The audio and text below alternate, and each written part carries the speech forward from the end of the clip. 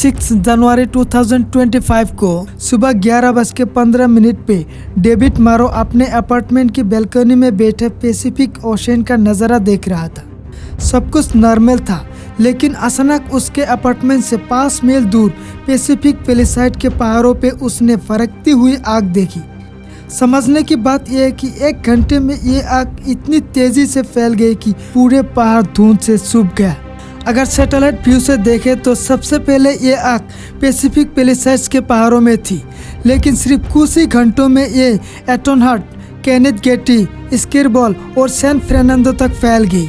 ये आग तब लगी थी जब यहाँ पे 100 किलोमीटर पर आवर की तेजी से हवा चल रही थी, जो इंग्लैंड से ओशन की तरफ जा रही थी।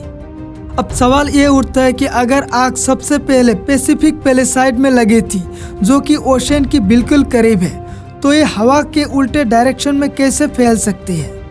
ये आग टोटल 38,000 एकड़ यानी 150 स्क्वायर किलोमीटर एरिया में फैल चुका है। 12,000 से ज़्यादा बिल्डिंग्स और घर तबाह हो गए और लगभग 1,80,000 लोग अपने घर छोड़ने पर मजबूर हो गए। ये फायर अब तक का लॉस एंजलिस की हिस्टोरी का सबसे डिस्ट्रक्टिव ऑयल फायर बन चुका है। वाटर बम्बर्स भी अपने फुल कैपेसिटी पे काम कर रहा है, लेकिन आग बुझाने की हर मुमकिन कोशिश नाकाम होती दिख रही है। और कैलिफोर्निया में पहले से पानी की कमी है, तो फायर हाइड्रेंट्स भी खाली थी। अगर हम पिछले 25 साल के डाटा देखें तो कैलिफोर्निया में कई बार ऑयल फायर हुई है, जैसे 2003 में केदर फायर, 2017 में थॉमस फायर और 2020 में ग्लास फायर। ये सब भी सर्दी के महीने में ही हुई थी। अब इस बार भी लॉस एंजलिस में ये फायर विंटर सीजन में लगी है। ये ऑयल फायर ज़्यादातर विंटर्स में ही क्यों होती है? इसका जवाब है सांता आना वाइंड्स। ये गर्मी और सूखी हवा का फेनोमेनन है जो स्पेशली ऑटम और विंटर्स में चलती है।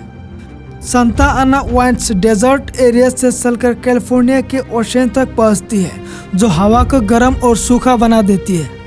जब यह हवा जंगल और पहाड़ों के बीच से गुजरती है तो ये सबको इजीली फायर कैच करने के लायक बना देती है। आपने नोटिस किया होगा कि फायर का डायरेक्शन हवा के ऑपोजिट था। इसका रीजन है एक phenomena called mountain wave rotor.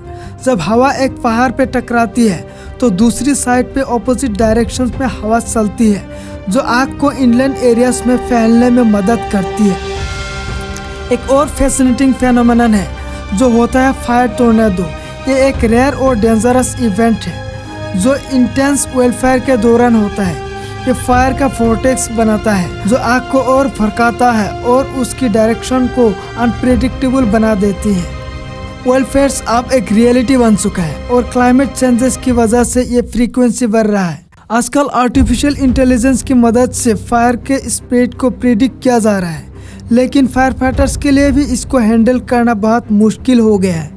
Nature हमें यह बता रही है कि फायर पर कंट्रोल पाना आज भी ऑलमोस्ट इम्पॉसिबल है, लेकिन अगर हम नेचर को समझने की कोशिश करें और क्लाइमेट चेंजेस की अकॉर्डिंग चलना सीखें तो शायद हम इस ऑयल फायर साइकिल को रोक पाएंगे। अगर आपको ये वीडियो अच्छा लगा है तो लाइक करिए, अपने दोस्तों के साथ शेयर करिए और कमेंट करके बताइए आपके हिसाब से इस सिचुएशन का सोल्यूशन क्या हो सकता है। और हाँ, अगर आपने सब्सक्राइब नहीं किया है तो जल्दी से कर लीजिए। हम ऐसे और वीडियोस लाएंगे जो आपको सोचने पर मजबूर करेगा। मिलते हैं अगले वीडियो में।